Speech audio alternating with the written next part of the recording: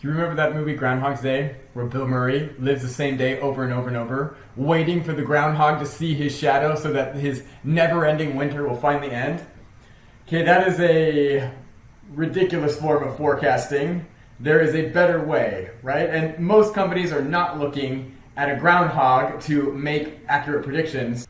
What they are often looking at is a big mess of spreadsheets, right? And then they get everybody together. What do you think? What do you think? And how likely is that deal to close? And where are we at? And what's the consensus on this? And let's take last year's numbers and let's take last month's numbers and we'll kind of average those together and maybe we add in a fudge factor and yeah, that's our forecast. I'm Ryan Noakes with DataCrunch, and I want to tell you that there is a better way to forecast. That is using machine learning to create algorithmically driven forecasts, which look at past data, recent events, trends, seasonality, variance, randomness, all kinds of things that it takes into account and can compute over a lot of data, which is more than what most humans are able to do very well, and then give you a forecast that goes forward. I want to show you some examples. Okay, so here's one that's at a divisional level, but it could be at a product level, could be at a sales rep level, could be whatever. Got all these filters here we can interact with, and then it will project forward. Right? And we can see both range. Now, different forecasting algorithms, there's many, can give you different kinds of predictions and different kinds of ranges. What we want to do is apply several and run several really fast and have it determine the best fit and use that one, which is going to give your tightest, most accurate forecast.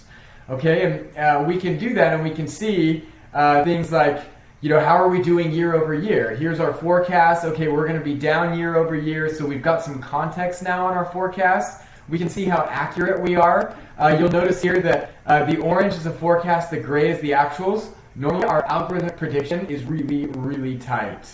Okay, and then there's some times where we vary. And those times are explained by things that are unpredictable, a black swan event, like COVID. No one saw that one coming. If there's crazy weather patterns, right? Or, a tragedy or something that happens, that can affect, these forecasts that an algorithm is not going to pick up. But it can then be explained like, oh, well, our forecast would have been this, except this crazy thing happened. Okay? You can get very tight predictions using machine learning as your method for forecasting. Okay? Plus, you've got context, like our forecast variance from actuals. And the way you do this is you use a holdout period. So let's say we take all of the data prior to the first 6 months of this year. And then we use that as our test period. And we say, okay, well, let's project and run a forecast for the first 6 months of this year. And then we compare that to the actual data. Okay? And so, we held those first 6 months out. Then we forecast forward, then we compare because we have the data and we say how close were we? We were within 5% this month. We were within 3%. We were within 8%. Okay, so we can see that it's tight. It runs a bunch of different algorithms and it finds the best fit and then it projects forward. And now you can say, all right, for the next 6 months, we've got a very good sense of what's going to happen because we trust the results that we're getting.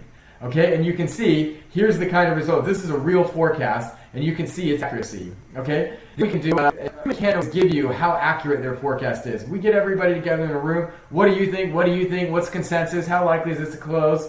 Okay, so what's the forecast accuracy? What's the probability that we're going to achieve this number? Is it 80%?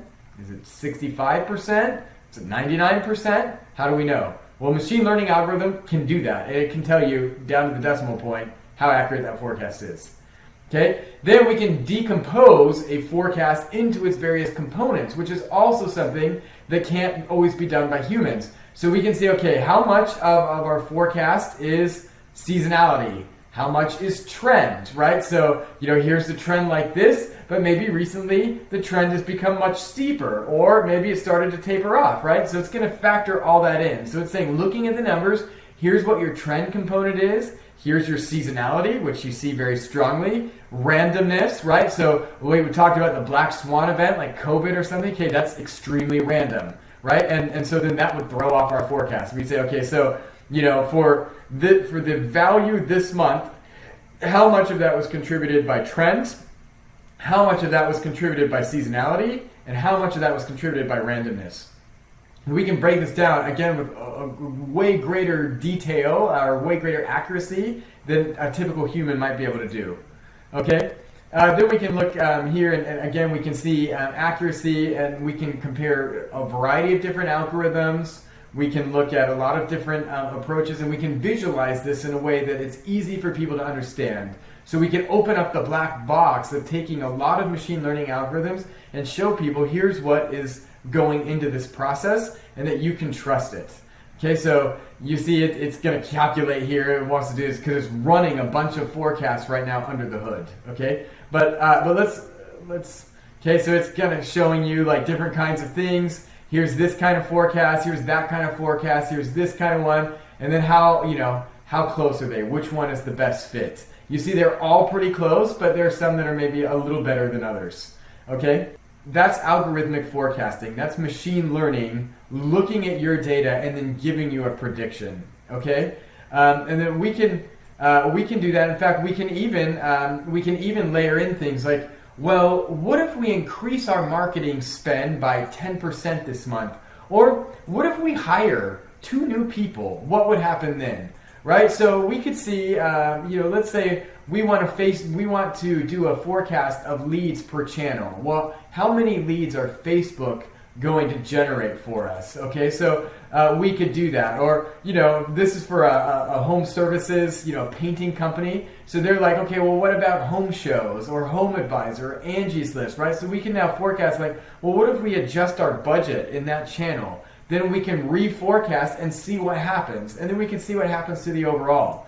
So that is all possible, which allows a lot more complex forecasting and a lot more accurate forecasting than is otherwise available. So this is possible. You can use these kinds of algorithms on any kind of data in any industry, and you can get way more accurate stuff. Then when you have the meeting about, okay, well, what do you think probability to close, and what do you think on this deal, right? You're working now from a very accurate baseline, and then you can make some adjustments from there, and then you can model those and see, okay, like, well, what do we think? If everyone thinks we should hire, and this is what we should do, and how much more we're going to do, does the algorithm agree? Okay, so that is machine learning driven forecasting. We at DataCrunch, me and my team, we can help you build something like this to get you on track and help you really accurate see your business, see your industry. Even if we can find data, we can see some of your competitors. So we'd love to talk to you about this. Thanks.